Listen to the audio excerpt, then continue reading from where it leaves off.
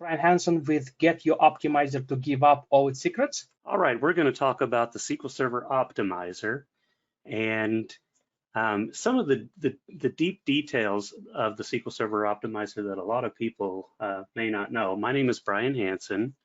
I'm primarily a production database administrator out of Kansas City, Missouri. I work for a nonprofit organization here in town. And this, by the way, is is my favorite session to give of all time right here. I love some of the details that are in this session that a lot of people just simply don't know about. So there we go. So the first thing to understand is that this is not intended to be a tuning session. It's not an end-to-end optimizer session. We're just going to cover some very specific details about the optimizer in this session as we go along. Hopefully the things that we learn here will help us to become better performance tuners, but that's not the end. We're not going to actually open a query and try to tune it or anything like that.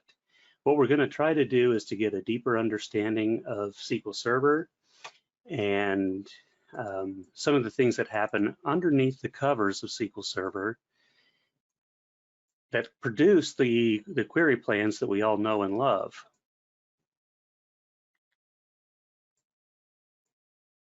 Oh, pardon me just a second here. I'm getting some. Okay. So here are some of the things that we're going to talk about. Just as a little bit of a bit of warning here. Most of the stuff that we're going to be talking about lives in the world of undocumented features. These are commands and trace flags and so forth and so on that when we say undocumented, all we really mean is that if you go to books online or to other official Microsoft sources, you typically don't see anything about these. I strongly would recommend that you don't run any of these in a production environment or in any environment you really care about. These are primarily intended for a development environment. But that having been said, I haven't ever had any problems with any of the things that we're going to look at here.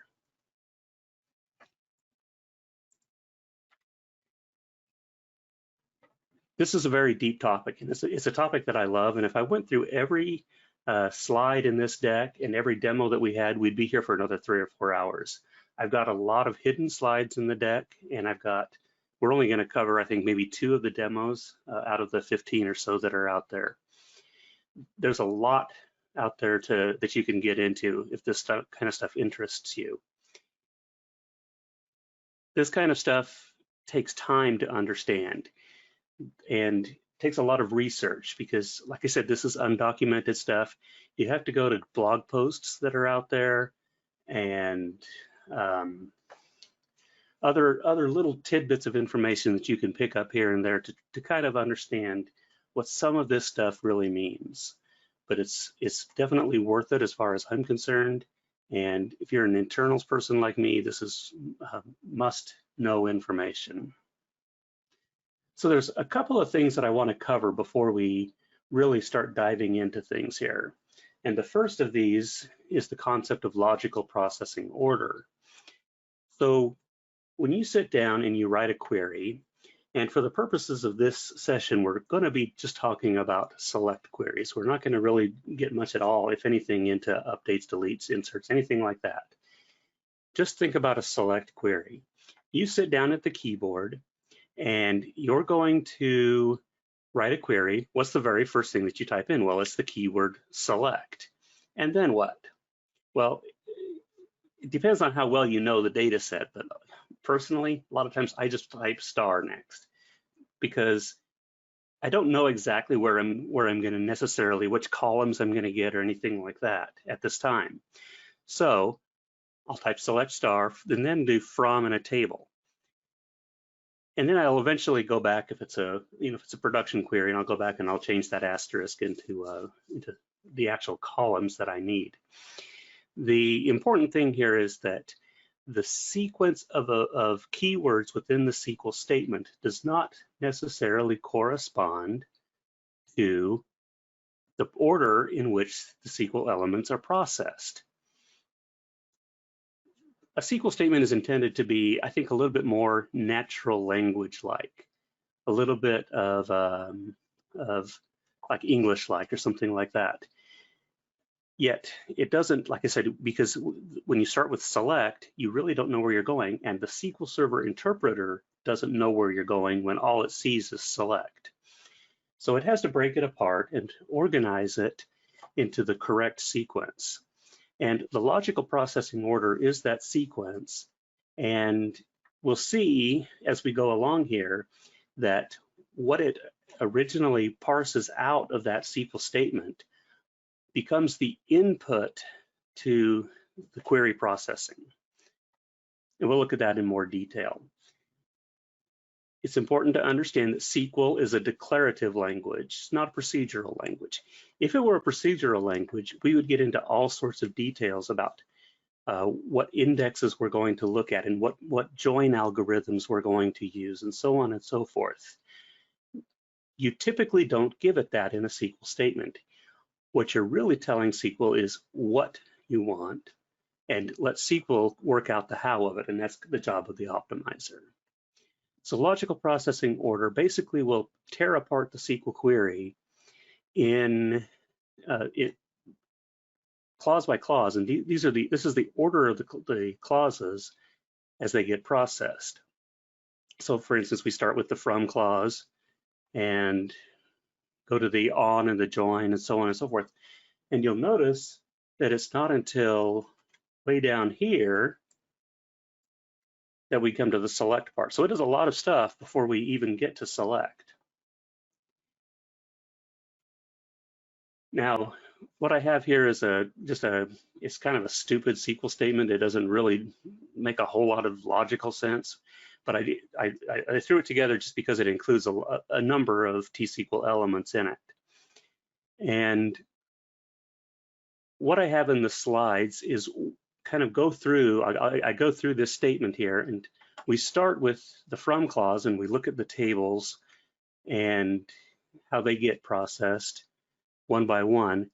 And by the way, one side note here, if you look back to that logical processing order, the from clause gets processed before anything, before the joins and the ons get processed, on clauses get processed.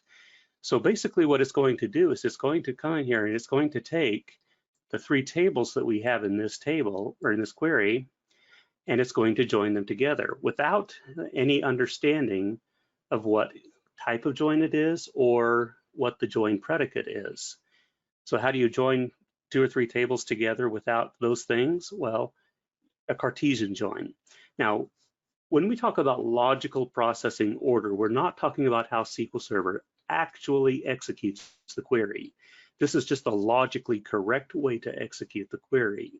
And as I said, it forms the starting basis for how the optimizer gets the query. Its goal is to make it more efficient. So that Cartesian join is almost surely the wrong way to go. And so it will optimize that away and come up with better ways to do things. Like I say, in the slide deck, I kind of work through this example row by or clause by clause, and we figure out how it all comes together to get the result. The bottom line, though, is that this is kind of how SQL Server sees the query if we rearrange the clauses into logical processing order. And it looks different than SQL, but this is the more logical way to look at it. So that's logical processing order. The second high-level concept that I want to touch upon is logical operators. Now, SQL Server, as well as pretty much any relational database engine out there, is based upon the concepts of relational algebra, which is a branch of mathematics that's been around for a really long time, and set theory.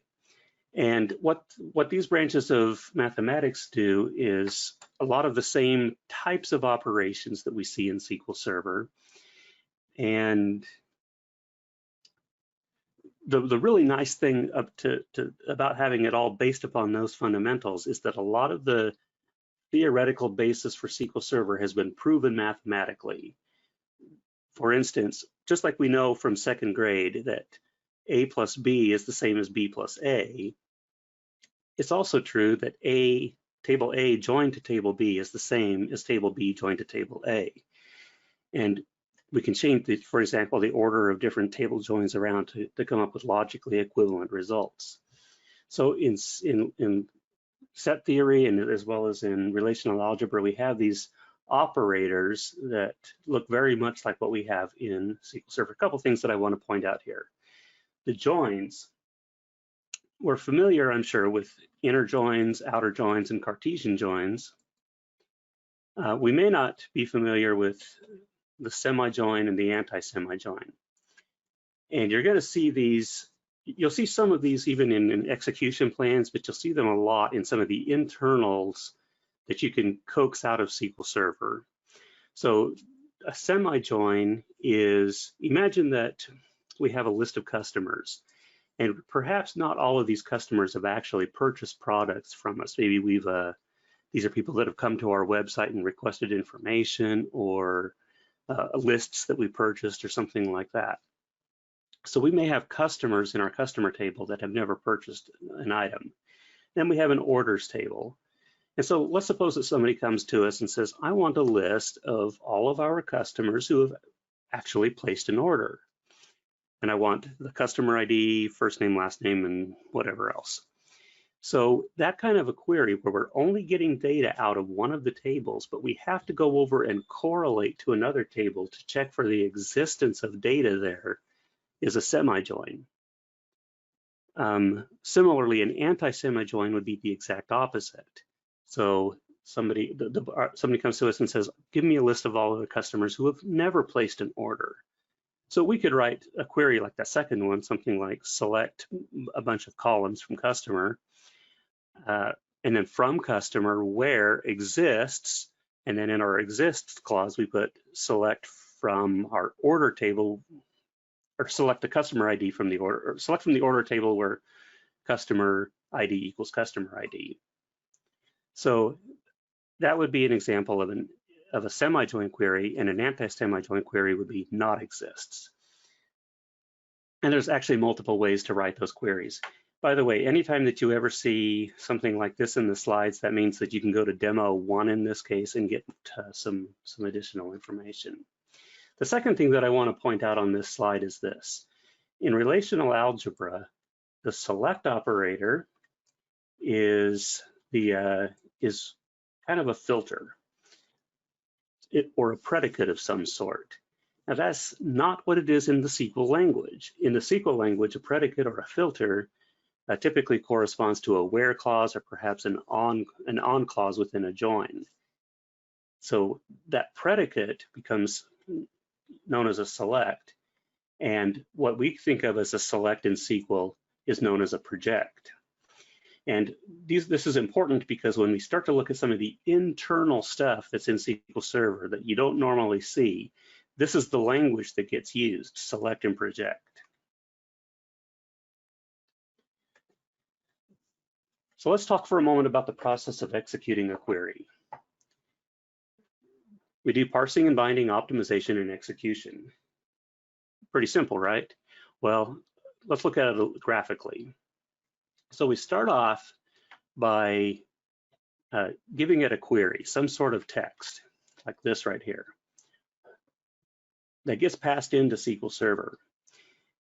That text will get algebraized, and we'll go through this whole process we'll talk about in just a sec, to turn it into a tree-like structure that the optimizer can manipulate. And then the optimizer takes that tree-like structure and finds different shapes for that structure, and eventually starts applying physical operations to it to come up with an execution plan.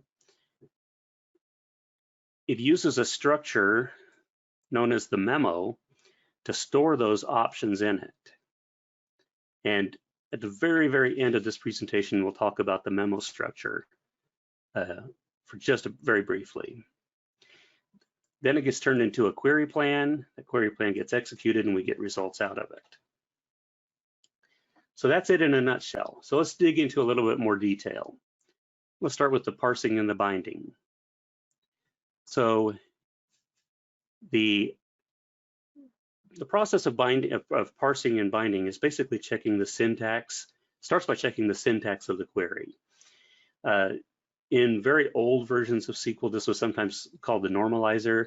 Not a whole lot has changed in terms of this. So some of those older articles from SQL Server 2000 may still show up if you do some searching, and there's still some validity to the information that you find in there. So algebraizer, normalizer, the same thing. And then what we do is we take all of that information and we build a parse tree out of it. We'll look at those in some more detail as we go along. So for instance, if we pass in a query like this right here, where we have some misspellings, well, the algebraizer doesn't know what to do with this. It doesn't recognize those things that we might think are keywords, and so it'll just spit out an error right off the bat. The next thing that happens is that views in the query get expanded. So if we pass in a query like this right here, and then as it goes out and starts to look at some of the metadata, it realizes that perhaps that thing right there, the important customers, isn't an actual table, but rather a view, then it's going to go out and read the definition of that view, and for all intents and purposes, substitute that into the query, something like this right here. So it gets substituted into the query, it then rechecks it again to see if there's another view, and until it's finally got nothing but tables. And so then it will go ahead and continue processing the query. And then finally, it does a couple of things, the first of which is binding. This is where it really goes out and does some of the metadata discovery, figures out data types, nullability, whether the data types actually exist, permissions, things like that. And then we do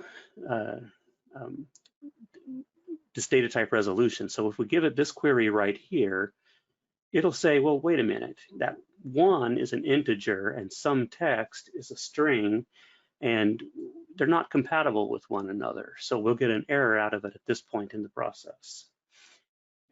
And then this thing called aggregate binding, where it'll take this query right here and it'll say, wait a minute, this customer ID right here, that's not down here in the group by section. So we don't know what to return for that part of the query, and it will again generate an error at that point. So I've mentioned a couple of times parse trees. Sometimes, probably more properly, these are query trees because they're not just the original parsed value of the query, but different representations of the query as it goes along through the process. And I've got a whole lot of text here that kind of describes what a parse tree looks like, but it may be easier to kind of look at it just a little bit graphically. So let's go back to that query that I threw out earlier and kind of get at a high level what the parse tree for that query might look like. So, and this is where we kind of go back to the concept of logical processing order. So we would start here with the from clause, and we see that we have an order header table. So down here at the bottom of the tree, we have that. Our next table is order detail. So we're going to get the data out of those two tables. And then remember, this is just logical processing, not how things actually happen. And we do a Cartesian join on those two tables. The next table in our sequence is customer. So we go out and get that data and join it in with what we've already got for the first two tables. And then we start to apply the predicates in the join clauses. So we have the order ID equals order ID, customer ID equals customer ID. We have a filter, and I do have a mismatch here in the state name, but we have a filter that's part of the where clause, and that gets turned into a select. Remember, a select in relational theory is a filter of some sort. Now, you kind of have to imagine that this part of the query right here is actually up on top here, right? There's just not enough room on the slide to do that and make it readable. So mentally take that and put it up on the top. So then we go through and we just kind of have the rest of the bits of the query in logical processing order. Group by aggregate for a group by clause. This select clause, remember, is again is a filter, and this corresponds to the having clause, because a having clause is really nothing but a where clause that happens after the aggregation takes place. We project, which means that we're getting, this is our select clause. So these are the columns that come out of this. And then we finally do an order by and a top. Now, this is one way that you can envision the parse tree or the query tree. Now, again, remember, take that right-hand side, stack it up on top of the left-hand side. Now, to me, this is the way that you'll see it drawn a lot in blog posts and whatnot, but to me, it makes more sense to think of it this way. And again, I'm gonna ask you to use your imagination. So take this entire stack of operators and now rotate it counterclockwise 90 degrees. So if we do that, then this get customer operator should be at the top in the upper right-hand side. But now flip that so that, kind of flip it horizontally so that now the get customer is on the bottom right. And if we do that, we get something like that right there. And I like this particular representation of it because first of all, it fits monitors better when we have our monitors in our typical orientation. But it's also similar to the query trees that we all know and love. And that's one of the reasons that I like this particular way to represent the data. And once again, if we take our logical processing ordered rearranged query like we have here, these clauses correspond directly to what we have in the order of the query. And I'm not going to go through and draw everything, but they all do. So that's what a query tree kind of looks like at a very high level. And this in turn, if we think about this particular query tree, is really something of a logical plan. Now, what do I mean by a logical plan? Well, similar to a physical execution plan, but there's no physical properties. We don't care about what indexes exist on the tables. We don't care about cardinality. We don't care about other properties like nullability or data types or anything like that at this point in the process. And we're only dealing with logical operators. So with that, let's flip over to Management Studio here, and let's look at a demo on parse trees. So the first thing I'm going to do here is I'm going to turn on trace flag 3604.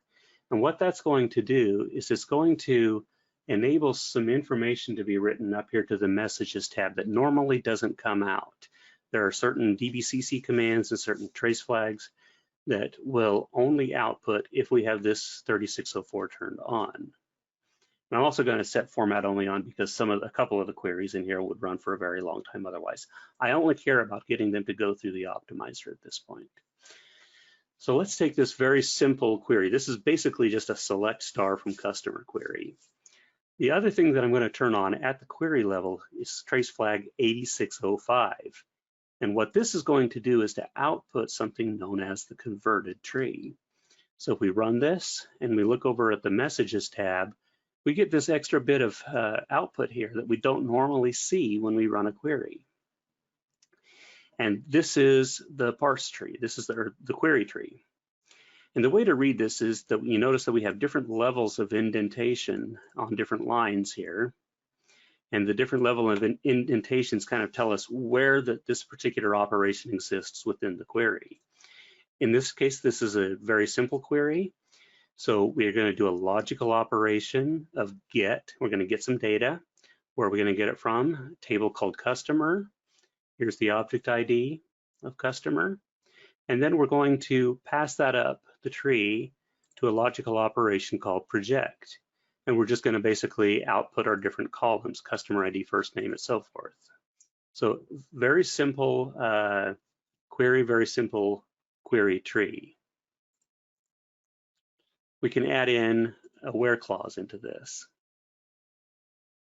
And if we execute that and look at our messages tab, we get very similar to what we had before. We're going to get our table here, but we've got a little bit more happening here. We're going to do a scalar operation. It's a comparison operation.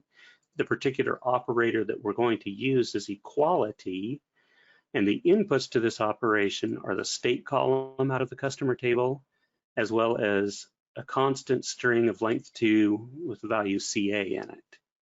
So it's going to compare that particular column against that particular value, and then do the same thing where it projects the output with the different columns that we had. So hopefully that makes some sense to you. Now, all of that being said, I really like to see things visually. So I'm going to take this entire query that I have in this demo here, and I'm going to paste it into this little tool.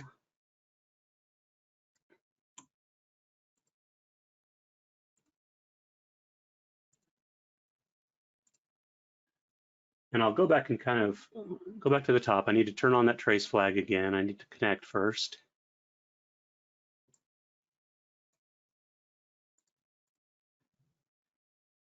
And I'll run the same statements that we did before. Now I'll come down to this last one that we ran. If I do this, I get a converted tree tab right here. And if we look at that, we get just kind of a graphical representation of what came out of the text on the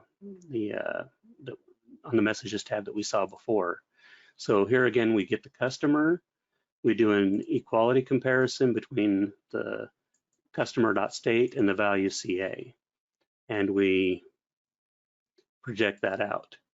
You can see that that this comparison is going into a select. So remember, that's a filter. So what we're doing logically here is we're getting all of the data from customer, we're filtering it by California, we're outputting the results. And I've got a number of different of T-SQL elements in here that go through and use the same method to view the query trees. I'll leave that for you to do on your own, but come down here to trace flag 8606. And trace flag 8606 will output, in addition to that converted tree, a whole bunch of other trees. Let me go back here and run this group by query with an 8605. And one thing that we note here, we'll talk about this in a bit more detail, but if you look at this right here, it doesn't actually follow that logical processing order. Well, that's because the converted tree isn't the original tree that gets passed to the optimizer. If we turn on 8605, we do get that original tree, as well as a whole bunch of other things. So we get an input tree, a simplified tree, a join collapsed, and so forth. We can also combine the trace flags, 8605, 8606, and get kind of a combination of the two. So this is what we saw before. This is the converted tree. The input tree looks like this. So what's going on here is that we're getting data from header, and let's look back at our query real quick just to kind of understand what we're doing. We're basically getting a count of how many orders each customer has placed. So we're joining order, header, and customer. We're grouping by the customer ID, and we're getting a count of orders. So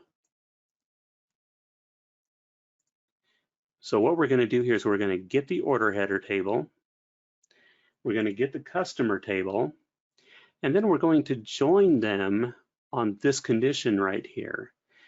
This condition is a constant, it's a bit, and it has a value of 1. What does that mean? Well, in a lot of programming scenarios, a bit value of 1 corresponds to true. So it's going to what this really means is that we're going to join every row with every other row. This is a Cartesian join that's going on right up here. And that's where I say that it corresponds to logical processing order. We're going to do that Cartesian join first. Then we're going to come out here and we're going to apply a filter to it. And the filter is this equality comparison between the customer.customer ID table and the order header.customer ID table.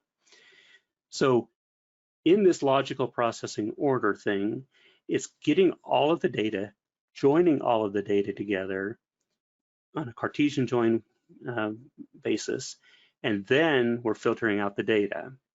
If we come over to converted tree, we see that that's changed some. So the join operation here is to go out and to get all of our data from our two tables, but as we're doing so, we'll apply the equality at the same time. So this gets kind of pushed down into the join.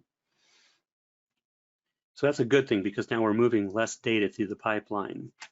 The other thing that's happening down here is that we're now taking the order ID column and we're pushing it through and doing an aggregation on it over summation and pushing that up into the, and we're going to call that our, expression 1002 here.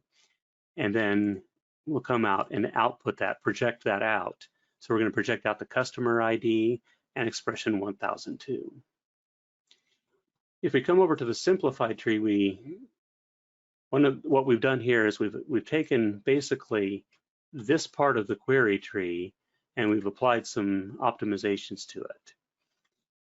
And so in this simplified tree, and that's an important point, is that the optimizer doesn't have to work with the entire query tree at once. It can find some sub-branch of the tree and operate on that and find improvements on that subtree and then paste that into the whole logical query plan.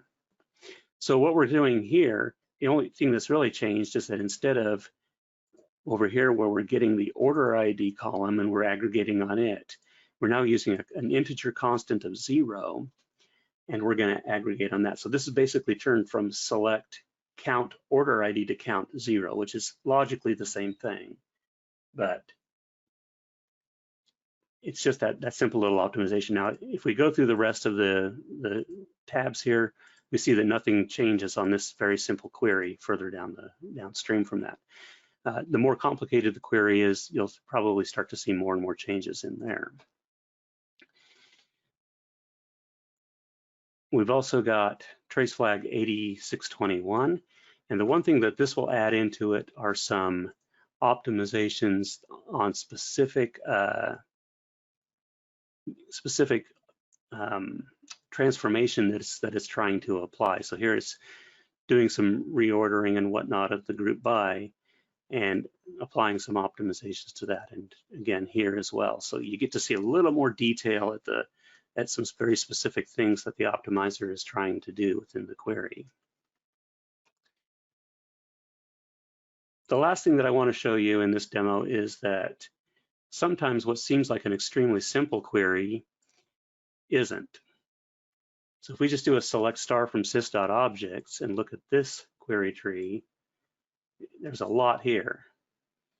And we can kind of look at the thumbnail sketch of it all. Although, where did that vanish to? Right there.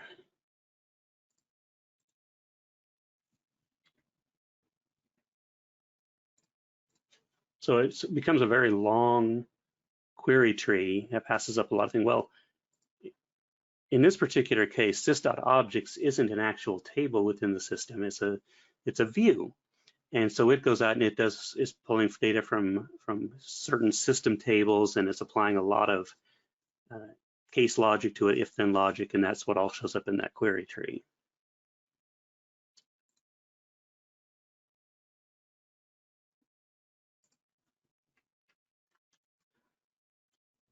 So Steve, do we have any questions up to this point? No questions, surprisingly, with 45 plus people attending. If you have any questions, I'm actually talking to attendees, please drop them inside the chat, and I'm going to voice them out. Now, I might have a question for you, Brian. For Yes. me, I was never being able to understand the difference between logical and physical execution. Maybe you have some hints for me, so it'll make it clear for me. Yeah, it's kind of what's covered on the bottom half of the slide here, where the logical, so if you think about, for example, a join, we know that there are nested loop joins, merge joins, hash joins. These are physical joins that work well under different circumstances and work poorly under different circumstances. We don't talk about that all with logical operations. The only thing we say in a logical operation is we're going to do a join. Now, eventually, okay. the optimizer has to figure out which one of those is best. Got it. Okay, I think that's pretty much made it clear this time. Okay. Any questions?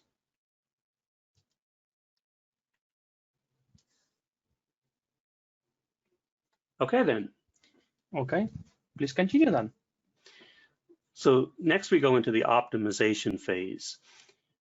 And the first thing that the optimizer is going to do with that query tree that it receives is to run some simplification steps up on it. And we'll come back to that here in a moment, and I will look at some demos on what happens here. But a lot of possibilities for the optimizer to take that query tree, and to try to convert it into a more standard format, because the optimizer likes to work with queries that are in more standard formats. It just works better on them. It can better optimize them. It doesn't mean that you won't get a query at all. You will if you don't have if you do have a non-standard query. But it will try to rewrite the query into something more standardized so that it can deal with it better. Like I say, we'll come back and look at that in more detail. Then we go out and we retrieve cardinality, and a lot of fun stuff that happens there. The main thing that I want to point out is that the cardinality estimator changed back in SQL Server 2014. Now that's getting to be long enough ago that perhaps for many people it just doesn't, you don't have to deal with anything older than that. But anything before SQL Server 2014 was known as the SQL Server 7 cardinality engine. And they made a lot of changes in it in 2014. Some things that generally improve the cardinality estimator, but it doesn't always in specific situations. And so different things that control which cardinality estimator gets used. By and large, nowadays you're going to get that 2014 engine because you're not using those older versions anymore, hopefully. But the other thing to point out here is that I say the 2014 cardinality engine, but it's really a 2014 engine, a 2016 engine, a 2017 engine, 2019 engine. Each version since then has kind of changed the cardinality estimator a little bit, just made some minor tweaks, but the big change happened in 2014. So we go out and we get the cardinality. We get other physical properties like data types and nullability and things like that. We've kind of looked at these already before, but this is where they really start to come into play, these constraints. And then SQL will try to figure out whether or not this is a trivial plan. Well, what's a trivial plan? Basically, in a very simple way, very simple explanation is that it's a plan that can only be executed one possible way. So if I do select star from the table, there's really only one way to execute that. We have to go out and read all of the data out of the table, whether it's a clustered index or a heap. We have to get all of the data and return it back.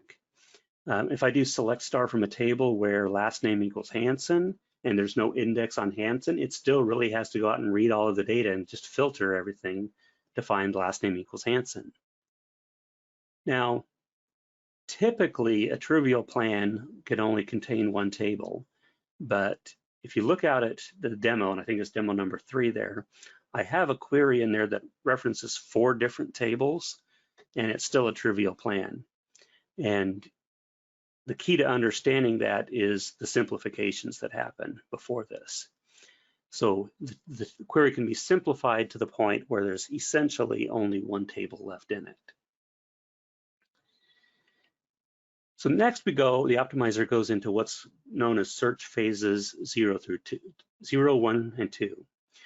Search 0 is known as transaction processing. So these are very simple tests. Basically, SQL is just looking for very common query patterns, very common query scenarios, and applying some very basic tests to it. It goes out and it costs the plans that it comes up with. If it's less than a certain threshold internally, it'll just bail out of search 0 and say, here's the query. However, if it's higher than that internal cost, it'll go to search phase 1, which is known as the quick plan here, but it's still basically looking for some common query scenarios, but it's going to apply some more rules. It's going to start pulling in parallelization. Again, it'll bail out if the internal cost is below some threshold. If it's not, then we go to full optimization, and here's where SQL has the entire set of transformation rules at its beck and call, and it'll basically just start applying them. If it's just a normally complicated query that has a reasonable number of 3 or 4 tables in it or something like that, it's probably going to hit some kind of an internal timeout before it fully explores everything. And so it has heuristics that try to get it to search through what Microsoft has found to be the best scenarios first. So just as a very simple example, if you have 4 tables in a query, you could join table A and B together and then separately join table C and D together and then bring all of the results together. But Microsoft has found that it's usually better to just join A and B together, bring table C into that, join it in, and then bring table D and join it in as well. So it's better to just do that one table at a time rather than doing things separately. That particular scenario can be forced, but that's an example of a heuristic that's used because it will dramatically decrease the amount of possibilities that are out there. From that, it's going to build an execution plan. And then I left this out earlier, but hopefully we all understand that the plan gets cached. And at the very beginning of the process, SQL will compute a hash over the text of the query. And if it finds that that particular plan is already in the cache, it'll pull it out there and bypass this entire process rather than forcing us to go through it all again. So I promised you that we would look at some simplification demos.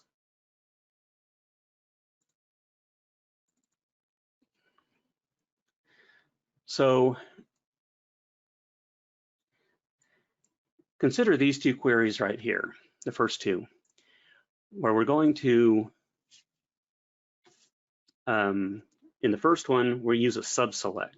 So we're going to get everything from our orders where the customer is in that list. So the customer's in California, and this is the way that we've chosen to write it for some reason. In the second one, we just do a simple inner join over the query. And if we look at the estimated execution plan on these 2, we can see that it comes up with the same thing, and that in both cases, it's doing an inner join. And the reason for that is that basically SQL has done that simple rewrite of the query from a subselect out to a normal inner join, because it's determined that all of the right conditions are met for that. So that's just a very simple example of a simplification that happens. We can also see it with the exists state clause right here, where it gets rewritten to an inner join. Now, one thing that, and these, you'll see that these come out to the same query. One thing that you'll notice here is that I had to do a join to select distinct. And the reason for that is because all we're checking for is the existence. If we didn't do this, we'd get duplicates in here. So with this, and this is basically that same semi-join query concept that I talked about earlier, where we're getting all of our customers who have actually placed an order. But it can do those rewrites. And kind of the key takeaway from these 2 things here is that I've heard a number of times over the years, oh, don't use subselects. You always want to do it some other way, or don't use exists or whatever. And while this is not always the case, you can see that in this particular example, the optimizer rewrote the query to give us the exact same thing. Here we have predicate pushdown. So in this particular statement here, we're just doing a select from a couple of tables, and we're filtering by state is California. And if we turn on actual execution plan here and run this, look at the plan, we can see that what SQL has done here is that it's going through and reading the customer table that, let's see, it's coming down and it's got the predicate right here. So as it's reading the customer data, it's able to filter it and just get what meets the predicate, the state equals California, and that's all that comes out of it. So the one thing that we notice here is that the actual number of rows that come out of this one is about 11,000. Now we can turn on a particular trace flag here, and oops. Brian? Yes. Sorry for cutting off, but looks like I didn't see the questions. Looks like multitasking sometimes doesn't work great. So there is one question from Kono. He is, or maybe she is asking, how do we get that tool, SQL Server Query Tree Viewer? The very last slide, I'll have a link to it. Awesome. Okay, then the next question is, does the JSON functionalities like OpenJSON, JSON, so takes the same query execution patterns? So basically, this is all the functions for JSON. I think available from 17, if I'm not mistaken. And what was the question about JSON? Yes. Does the JSON functionalities take the same query execution patterns? You know, I've never played with those actually. So I'd have to say I don't know. Okay, fair enough. And the tree viewer you're gonna cover at the end. Perfect. Yep. So now in this case, I've turned on trace flag 9130 and executed the very same query. What we can see here, let me try this again. I really probably should have an option recompile in here to force this to come out. But with this particular trace flag, we can usually see we get a separate operator out here. I'm not sure what's going on now, but we'll get a separate select operator, or excuse me, a filter operator out here, where the predicate is pushed out to that particular, try it one last time here. There we go. So here we have the filter operator, and this is going to just read all of the data out of the customer table, and then we'll later filter it by California. So in this case, instead of reading 11,000 rows, it's reading 70,000 rows. So why you would ever want to turn this trace flag on, I don't know, other than just experimentation, but it's a good thing that that filter gets pushed down. So foreign keys. So on this particular query, you notice that in this, I'm joining two tables together, order header and customer, but the select part of it only is outputting columns from the order header table. So why are we bothering to join over to customer? Well, normally we would do this basically to guarantee existence. But in this particular case, I have a foreign key on my order header table that reaches over to customer. And so that existence is already guaranteed. So if I do an estimated execution plan, you can see here that only the order header table is being looked at. The customer table has been completely written out of this query. And we can verify that by turning off the foreign key constraint and executing the same, or getting a query plan on it again. And now we have to do reading both tables and join them together to get the data, because SQL Server doesn't have that foreign key to trust that existence is guaranteed. So we turn back on the foreign key, we run it again, and look at that, we're still getting two different tables. Well, the reason for that is that for that minute or so that we had the foreign key turned off, for all SQL Server knows, somebody came along and inserted a record in order header that no longer matches customer.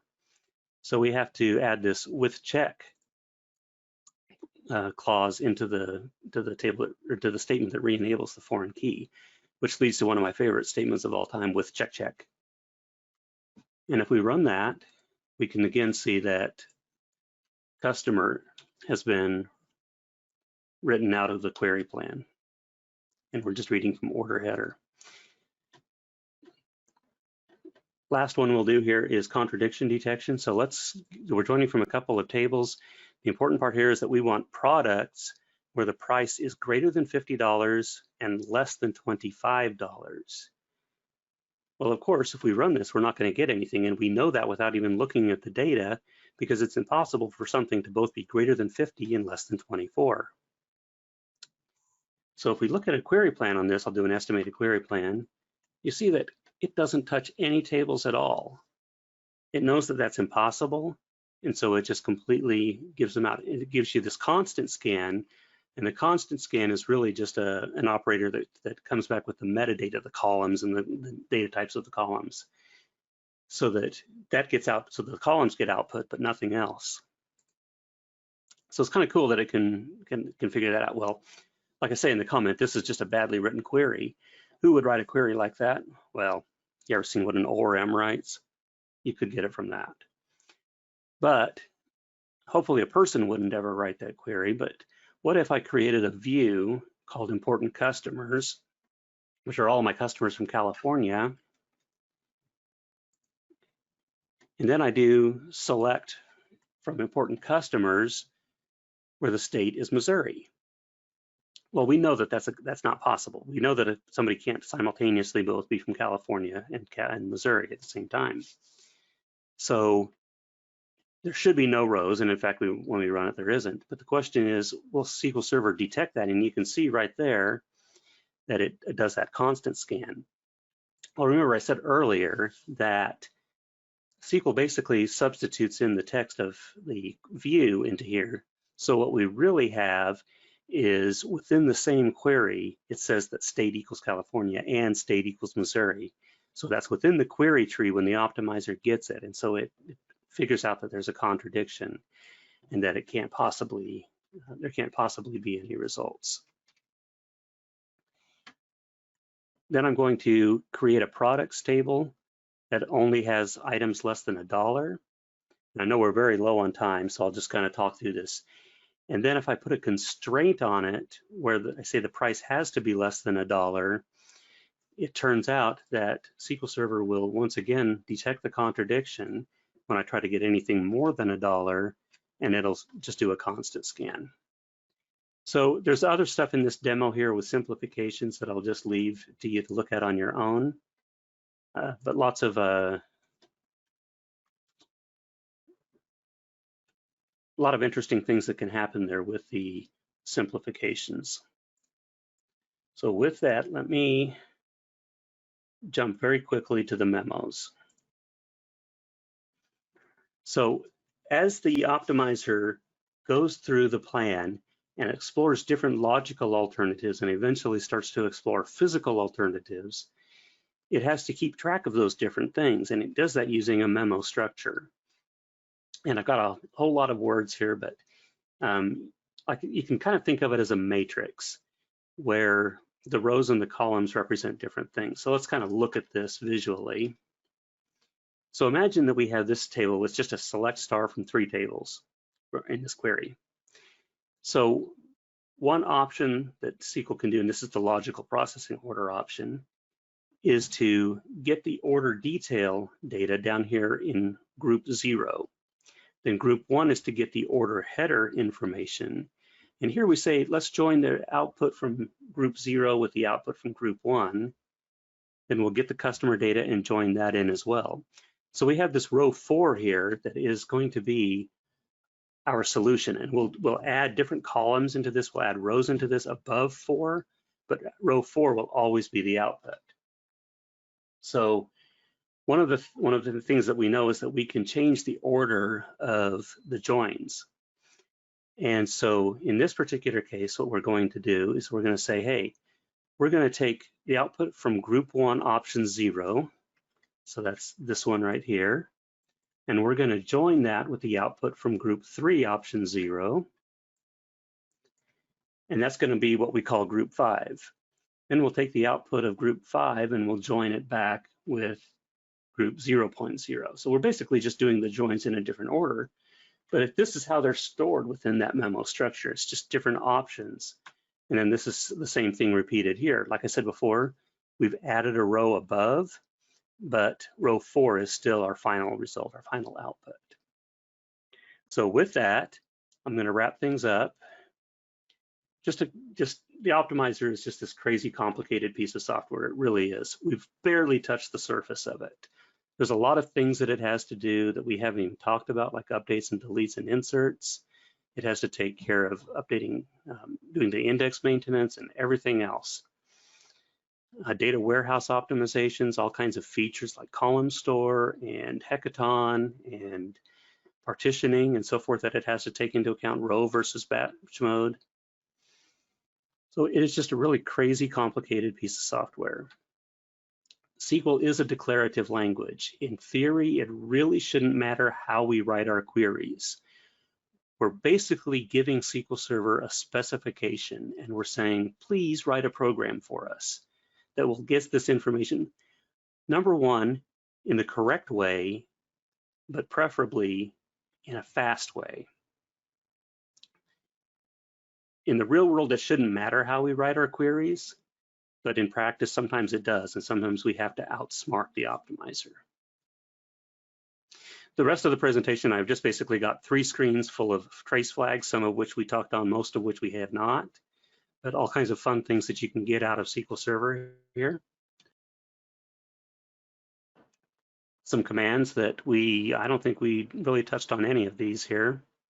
They're in the slides, and you can see them in there and some details about what goes on there. A couple of white paper, academic papers that you might want to look at if this stuff really interests you, or maybe you just really can't sleep some night. Gottsgrave, back in the 1990s, really did a lot of work that has become the SQL Server optimizer today. And these are a couple of the papers that he did that directly got turned into the optimizer. Some blogs that are must-reads on this subject. Benjamin Navarez, Paul White. Paul White has some absolutely fascinating stuff. Connor Cunningham, if you have the book SQL Server 2012 Internals, I know that sounds really old, but it's still very, very applicable. He has a chapter in there that just has a ton of great information. So with that, I want to thank everybody who came here and stuck it out. And the slide deck I've put up on the SQL Saturday website already. You can go out and download it right now. You can also find it at this link right here. You can also get the sample database that I used in the demos. And like I said during the one of the questions, the SQL Server Query Tree Viewer you can get also at that link right there. It's something that I wrote. It's a work in progress. I've been working on it for about 4 years now, and there's still so much left to do in it. So it's your tool? It's at this link right here, yes. Completely free, no need to give me an email or anything like that. It's just, you can just download it. So any other questions, Steve? I don't see any questions from attendees. That was a lot. I thought that I want to know more about Optimizer. Now I think maybe I don't want to know about Optimizer. Well, I'm sorry to turn you off.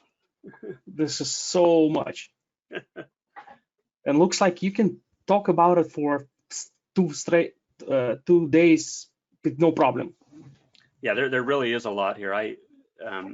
One of these days I want to go down to the basement and just run through this entire presentation, going through all the slides, going through all the demos and see how long it takes, but I've never done that. And this is, I'm guessing this is proprietary SQL to SQL Server, right? You cannot use that knowledge and apply it, let's say, in Oracle. Correct, right. This is very specific to SQL Server. Got it. Brian, thanks a lot. Thanks to all attendees. If you have any questions, attendees, please drop them into chat. I'm going to voice it for Brian. I'm going to unmute also, at least I can hear a few more people than just me and Brian. Please feel free to unmute yourself and ask any questions to Brian. I'm just going to give it a minute. All right. Because we have next session. Again, Brian, thanks a lot. That was a Thanks huge a lot, session. Brian. It is an excellent presentation. Thank you. Yeah, we got to learn more on the optimizers and other stuff. Thank you. Thanks a lot. Mm-hmm. Great job, Brian. Thank you.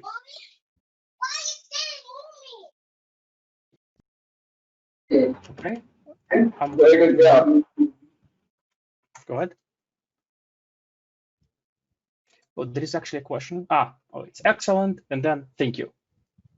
I think this is directed probably to you, Brian, because I'm not doing too much anyway. Well, thank you, Steve.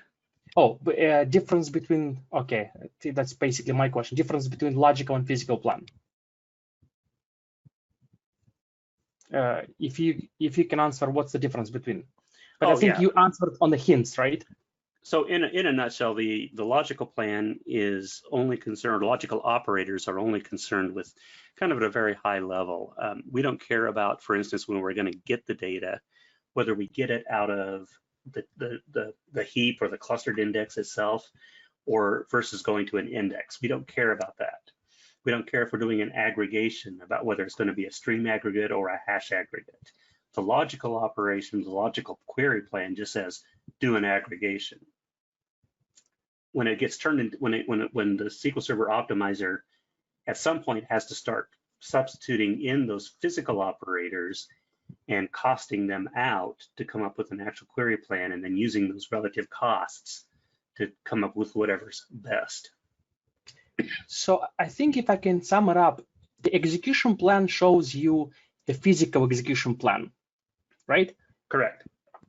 Everything else is logical. So everything else is basically something that precedes the real execution plan. Correct, right. It's awesome. You normally don't see the logical stuff unless you start turning on these trace flags that we've been looking at for the past hour. Then you can start to see the logical query plans, logical operations. A little, I mean, that's what they're exclusively dealing with versus the execution plan. Got it. Thank you, Brian. I will look for next presenter. Thanks a lot.